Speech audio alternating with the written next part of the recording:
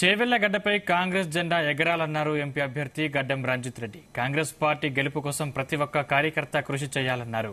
వికారాబాద్ లో Congress party booth స్థాయి కార్యకర్తల సమావేశం జరిగింది. ఈ సమావేశానికి speaker Prasad Kumar, Chevella Congress party in charge Vem Narender Reddy హాజరయ్యారు.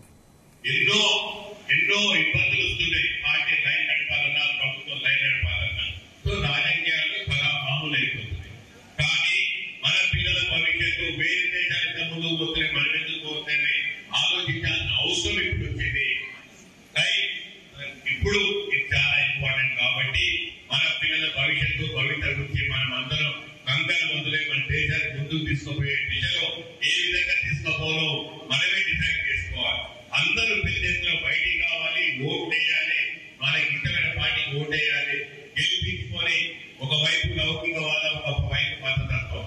లౌకికవాదాన్ని ఎంచుకున్న కాంగ్రెస్ పార్టీ, పేదల సంక్షేమాన్ని ఎంచుకున్న కాంగ్రెస్ పార్టీ ఒకవైపు, సంక్షేమం ముందు మతతత్వం కావాలని ఇంకోవైపు బీజేపీ పార్టీ.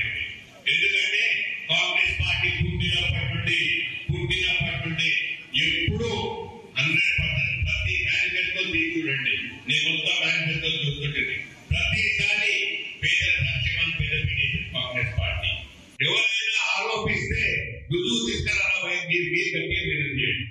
ఏ ఆరోపణకైనా ఇంత గట్టిగా చెప్తున్నా, నన్ను నమ్మండి, ఆదరించండి, దీవించండి, గెలిపించండి, నేను మీరేంటంటున్నా అని చెప్పి చెప్తూ ఆయన అవకాశం ప్రతి ఒక్కరికి ఎన్నో ఇబ్బందులు.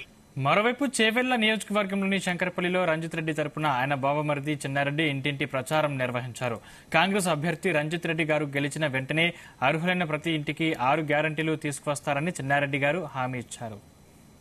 మొన్ననే కాంగ్రెస్ పార్టీ మీద యుద్ధం చేసిండు.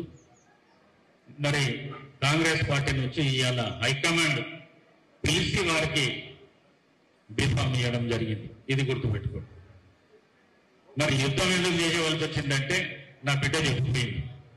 హైకమాండ్ నిర్ణయం ప్రకారము, కేసీఆర్ కేటీఆర్ ఇచ్చిన ఆదేశాల ప్రకారము వాళ్ళు ఇచ్చిన పనిని పూర్తి చేయాలనే ఉద్దేశంతో ఆ యుద్ధాన్ని చేసిండు. కానీ ఆ యుద్ధంలో మనం జయించడం అది సంతోషం. మరి అదేవిధంగా ఇప్పుడు మన పార్టీలకు వచ్చిండు. మన పార్టీ హైకమాండ్ రేవంత్ రెడ్డి గారు ఏం నిర్ణయం చేస్తే ఆ నిర్ణయానికి కట్టుబడి పనిచేస్తా అని మొన్న జరిగిన అన్ని మీటింగ్లతో చెప్పిండు.